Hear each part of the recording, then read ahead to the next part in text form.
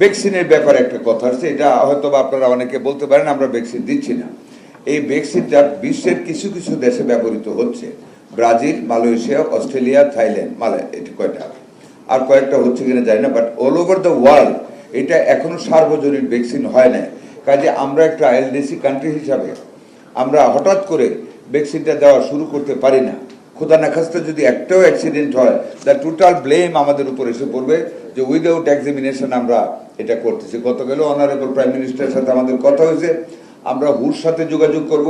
এখানে আমাদের ইউনিসেফের রিয়াদ ভাই আছেন, ওনার সাথেও কথা বলবো।